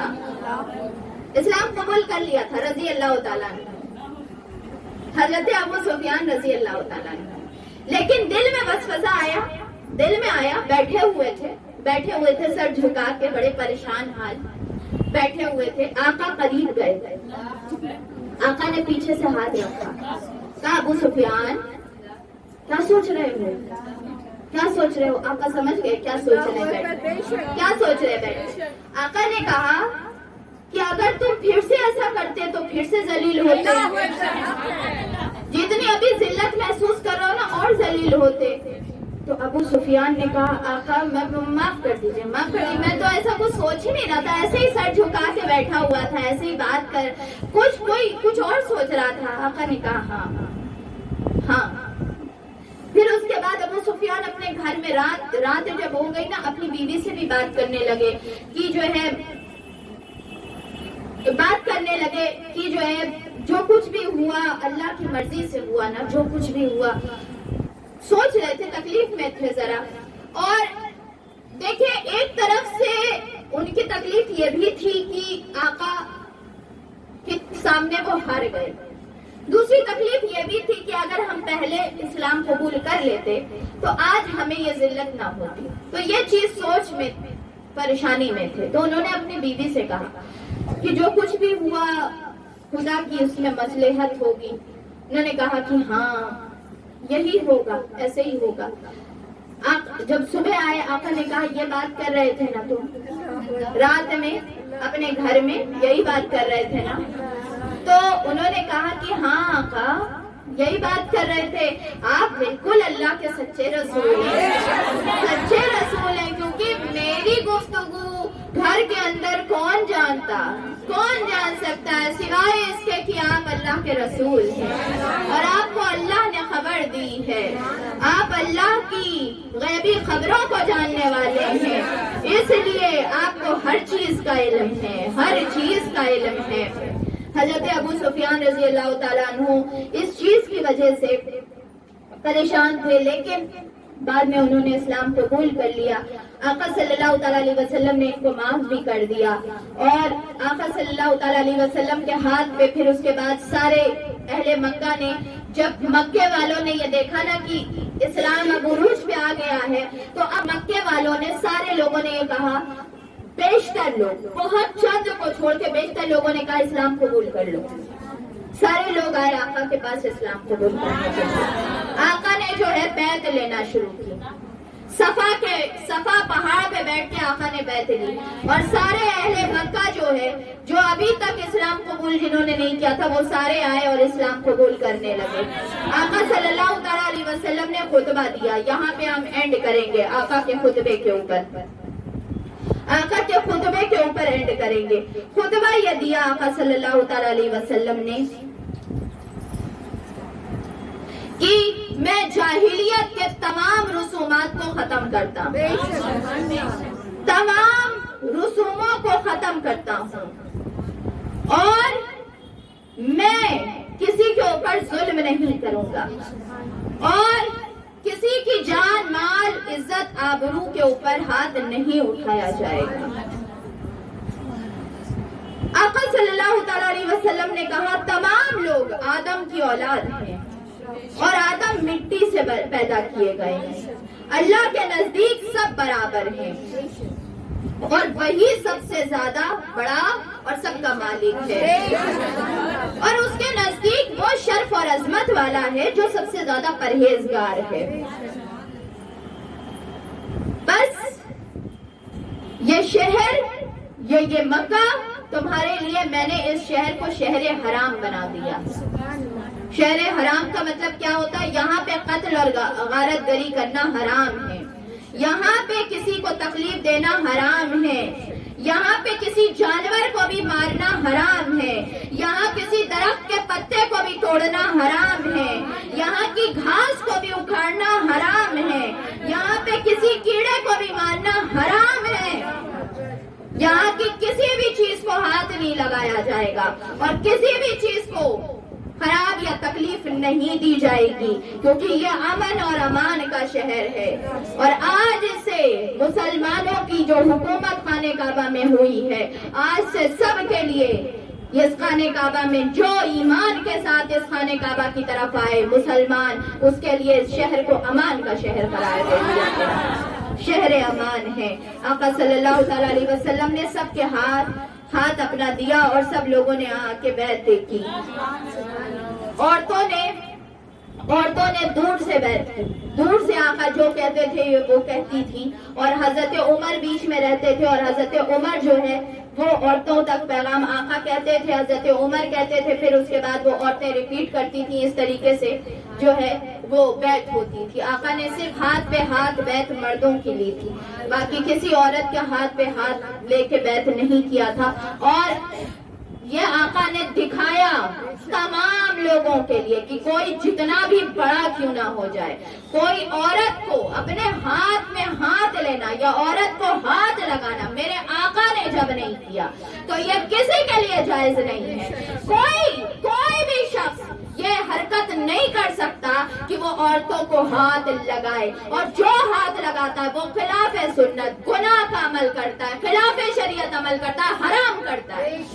کوئی نہیں ہاتھ لگا سکتا، اور جو ہاتھ لگائے وہ گناہ کرنے والا ہے۔ آقا نے ہاتھ پہ ہاتھ عورتوں کا بیعت لی نہیں، آقا دور رکھتے تھے، عورتوں کو دور رکھتے تھے، اور جب آقا عورتوں کی بیعت لے رہے تھے بیچ میں حضرت عمر بھی موجود تھے، جبکہ آقا خود اللہ کے حفظ و امان میں، لیکن پھر بھی آقا نے اکیلے بیعت نہیں لی، حضرت عمر کو بیچ میں رکھا کہ تنہا بیعت نہیں لیں گے عورتوں سے، حضرت عمر بیچ میں رہیں گے رضی اللہ تعالیٰ عنہ۔ یہ آقا نے سکھایا ہے، نہ کہ اکیلے علاج کروانا، اکیلے جو ہے بھوت چھوڑوانا، یا اکیلے جو ہے دم اور پھونک کروانا، یا اکیلے تعویذ لینا، یہ چیزیں کلیتاً حرام ہے، خلاف اسلام عمل ہے۔ یہ کہیں سے اسلام میں نہیں ہے، یہ اسلام کے خلاف عمل ہے، دور جاہلیت کا عمل ہے، دور جاہلیت کا عمل ہے۔ جو یہ کر رہا ہے وہ شیطان ابلیس ہے، وہ آقا کے راستے پہ چلنے والا انسان نہیں ہے۔ آقا صلی اللہ تعالیٰ علیہ وسلم نے ہرگز یہ کام نہیں کیا، اور یہ چیز پسند بھی نہیں کرتے تھے آقا صلی اللہ تعالیٰ علیہ وسلم، اور یہ اسلام اس کو نہ پسند کرتا ہے، اور آقا ناراض ہوتے ہیں ایسے عمل سے۔ اللہ تعالیٰ ہمیں دین کے اوپر چلنے کی توفیق عطا فرمائے، اور مسلمانوں کو جو یہ عظیم نعمت آقا نے بڑی ہی محنت سے کعبۃ اللہ دیا ہے، بیت اللہ، یہ آقا کا تحفہ ہے مسلمانوں کہ آقا نے کافروں کے ہاتھ سے لے کے مسلمانوں کو عطا کر دیا۔ تو لوگوں اس خانے کعبہ کی لاج رکھا کرو، اس کی طرف 5 وقت منہ کر کے نماز پڑھا کرو۔ یہ بڑی مشکل سے ملا ہے، بڑی قربانیوں کے بعد ملا ہے، بڑی ہی مشکلوں کے بعد ملا ہے۔ آقا نے بڑی محنت سے اسے حاصل کیا ہے۔ یہ اللہ کا گھر، اس کو آباد رکھنا، اللہ کے گھر کو آباد رکھنا، اللہ کی طرف منہ کر کے نماز پڑھنا، اللہ کے گھر کی طرف حج کرنے جانا، یہ مسلمانوں کا فرض ہے۔ اب مسلمان اس گھر کی حفاظت کرے، اس گھر کی طرف 5 وقت منہ کر کے نماز پڑھیں، اور اس گھر کی طرف سے اپنا منہ نہ پھیریں۔ آقا صلی اللہ تعالیٰ علیہ وسلم کا میلاد کل انشاءاللہ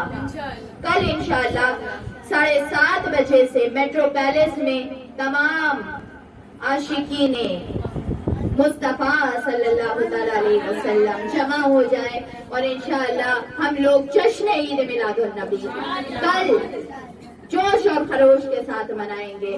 آقا صلی اللہ تعالیٰ علیہ وسلم کی یہ فتح سن کے بے شک ہر مسلمان کا دل خوش ہو جاتا ہے، ہر مسلمان خوش ہوتا ہے کہ اسلام زندہ باد، اسلام کی فتح ہو گئی، اسلام بلند ہو گیا، باطل ختم ہو گیا۔ آقا صلی اللہ تعالیٰ علیہ وسلم خوش، سارے صحابی خوش، ہر ایک مسلمان خوش۔ فتح مکہ مسلمانوں کے لیے دل خوش کر دینے والی۔ اللہ اکبر، اللہ اکبر، یا رسول اللہ، یا رسول اللہ، یا رسول اللہ۔ یہ فتح مکہ کیوں ہوا؟ میرے آقا کی وجہ سے۔ فتح مکہ کیوں فتح مکہ؟ کس سبب سے ہمیں خانے کعبہ ملا؟ کس وجہ سے ملا؟ کیا وجہ تھی؟ میرے آقا تھے، میرے آقا وجہ ہیں۔ تو لوگوں شکر ادا کرو، یہ ولادت کا کل جب شکر ادا کرو گے نا، جب کل ولادت کا جشن مناؤ گے، یاد رکھنا کہ یہ وہ آقا ہیں، یہ وہ آقا ہیں جنہوں نے ہمیں خانے काबा दिया है। ये वो आका है जिनकी वजह से हम तवाफ कर सकते हैं। ये वो आका है कि जिन्होंने हमें अल्लाह की पहचान अता कर दी है। ये वो आका है जिन्होंने हमें नमाज पढ़ना सिखा दिया है। शुक्र इस तरीके से अदा करेंगे, मोहब्बत के साथ जश्न मनाएंगे और इतना जश्न मनाएंगे कि सारे जश्न इसके सामने कम पड़ जाएंगे। अल्लाह का शुक्र अदा करेंगे और अपने गुनाहों की तौबा करेंगे, गुनाहों की तौबा करेंगे कि हम जैसे गुनाहगारों को अल्लाह ने कितनी बड़ी नेमत से नवाज दिया। हम तो इस लायक ही नहीं है, हम तो इस लायक ही नहीं है कि अपने आप को आका से जोड़ सके। कहाँ आका की ज़ात और कहाँ हम जैसे गुनाहगार। ये तो अल्लाह का करम है कि अल्लाह ने जोड़ दिया है, आका का एहसान है। आका गुनाहगारों को भी गले से लगा लेते हैं, आका सियाकारों को भी गले से लगा लेते हैं। तो बस हम आका का शुक्र अदा करेंगे, रहमतुल लिल आलमीन का शुक्र अदा करेंगे और हम इस चीज को आखिर में ये बताएं कि जो कुछ भी ये सीरत का दर्स हुआ, ये शेख की किताब डॉक्टर ताहिर क़ादरी मददल्लाहुल की ये किताब सीरत रसूल सल्लल्लाहु तआला अलैहि वसल्लम, मैं सच कहूँ ये इतनी खूबसूरत, ये आका सल्लल्लाहु तआला अलैहि वसल्लम की सीरत यहाँ पर भी रखी हुई है। 14 जिल्दों की किताबें, 14 जिल्द की किताबें हैं। इस किताब में सिर्फ और सिर्फ जंग के वाक़यात हैं। इसमें जो है वो मक्की जिंदगी के, मदनी जिंदगी के, आका की विलादत के, फिर उसके बाद जो है आका के जो है वो अज़वाज के ऊपर एक के ऊपर अलग अलग किताबें लिखी। इतनी बड़ी सीरत की किताबें जो 14 जिल्द में शेखुल इस्लाम डॉक्टर ताहिर क़ादरी मददल्लाहुल ने जो लिखी है, ऐसी किताब आज तक 1400 साल इनके इस्लामी तारीख में इतनी बड़ी सीरत की किताब कभी नहीं लिखी, कभी नहीं लिखी गई। और यह हमारे शेख का करम है, फजल है कि उनकी वजह से हम अपने आका की सीरत सुन रहे हैं, अपने आका की सीरत जान रहे हैं। और यूं लगता है ये किताब पढ़ के कि जैसे आका हर कुछ कर रहे थे और शेखुल इस्लाम बैठ के लिख रहे थे, बैठ के वहाँ देख के लिख रहे थे कि आका अब ऐसे कर रहे हैं, अब ऐसे कर रहे हैं। इतनी खूबसूरत किताब लिखी है, आका की जिंदगी के ऊपर एक एक पहलू लिखा हुआ है, एक एक चीज कुछ नहीं छोड़ी है, कुछ नहीं छोड़ी है, हर चीज बड़ी खूबसूरती से। ये मेरे शेख का करम है। ताहिरुल क़ादरी, ताहिरुल क़ादरी, ताहिरुल क़ादरी, ताहिर जीवे, ताहिर जीवे, यही तो है आशिक रसूल कि जो खुद भी आशिक हो और सबको आशिक बना दे, सबको आशिक बना दे, जो खुद भी आका को जाने और सबको बताए कि मेरा सरकार क्या है, मेरे आका कैसे हैं, मेरे आका की क्या शान है, मेरे आका का क्या मर्तबा है, ये सबको पहुंचा दे। ये तो है मेरे शेख, ये तो है। अल्लाह ताला मेरे शेख को सलामत रखे, अल्लाह ताला उनको दुश्मनों की हसद और बुरी नजर से बचाए, अल्लाह ताला उनकी नस्लों की हिफाजत करे और अल्लाह ताला हमें वैसा बना दे जैसा वो चाहते हैं। मिनहाजुल कुरान वालों को देखना, अल्लाह ताला वैसा बना दे। ये सारा दर्स जो कुछ भी हुआ इतने दिन तक, सब शेखुल इस्लाम की वजह से हुआ, ये सब कुछ उनकी वजह से हुआ, उनकी दी हुई इस किताब और इस इल्म की वजह से हुआ। वरना हम जाहिल क्या जानते, हम क्या जाने कि आका की जिंदगी हम कहाँ और वो कहाँ, हम कहाँ वो कहाँ। ये तो बड़े लोगों की निस्बत होती है जो हाथ पकड़ के आका के दर से मिला देते हैं, ये तो उन्हीं का फैज होता है। नाज शरीफ की तरफ बढ़ते हैं। कल इंशाअल्लाह मेट्रो पैलेस में 7:30 बजे मुलाकात होगी और जश्न ईद मिलादुन नबी पे आज नाज शरीफ की तरफ बढ़ते हैं। कल इंशाअल्लाह जश्न ईद मिलादुन नबी में मुलाकात होगी। तब तक के लिए अस्सलाम वालेकुम व रहमतुल्लाहि व बरकातुहू।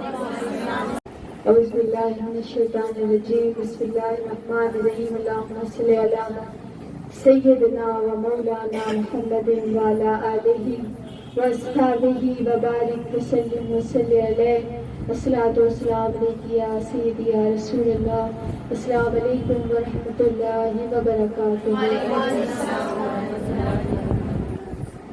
سج گئے آپ کی محفل کو سجانے والے، سج گئے آپ کی محفل کو سجانے والے، سونے محبوب کا میلاد بنانے والے، سونے محبوب کا میلاد منانے والے. آمنہ پاک تیرا چاند مبارک ہو تمہیں، آمنہ پاک تیرا چاند مبارک ہو تمہیں، ہو تیرے چاند پہ قربان زمانے والے، ہو تیرے چاند پہ قربان زمانے والے. سج گئے آپ کی محفل کو سجانے والے. جیسے میرے شیخ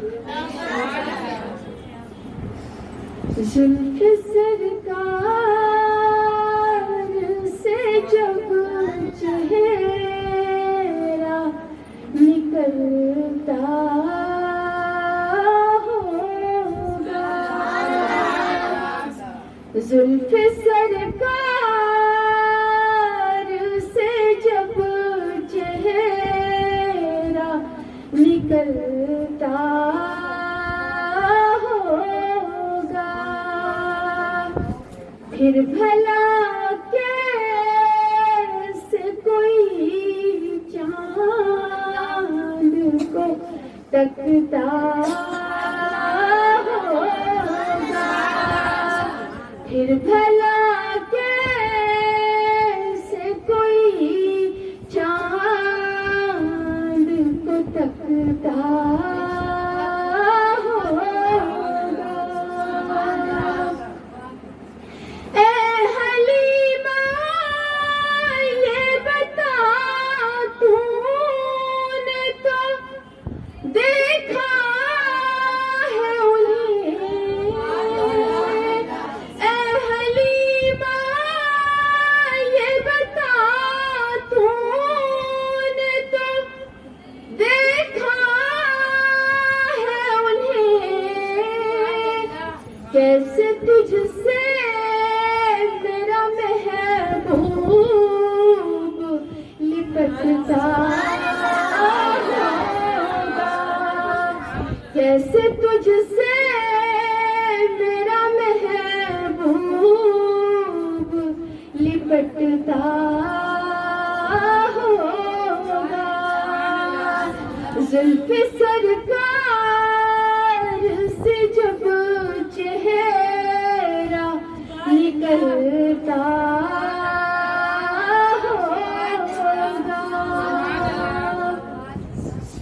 راز چندہ کے ہنسی ہونے کا اب میں سمجھا، راز چندہ کے ہنسی ہونے کا اب میں سمجھا، رات بھر آپ کے چہرے کو وہ تکتا ہوگا، رات بھر آپ کے چہرے کو وہ تکتا ہوگا. زلف سرکار سے جب چہرہ نکلتا ہوگا. بہت ہی خوبصورت شعر کہ کتنی خوشبخت ہے طیبہ کی وہ سہانی گلیاں، کتنی خوشبخت ہے طیبہ کی وہ سہانی گلیاں،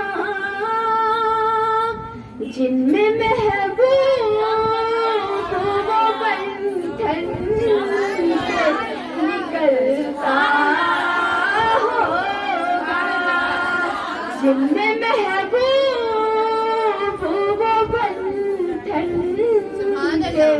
نکلتا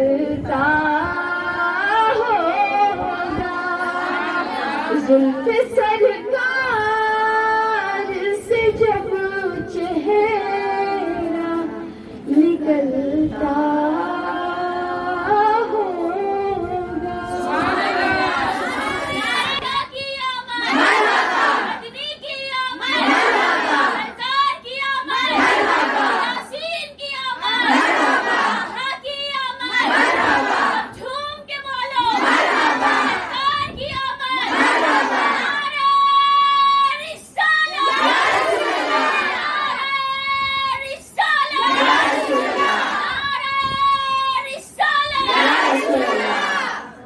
سبحان اللہ. السلام علیکم ورحمۃ اللہ وبرکاتہ.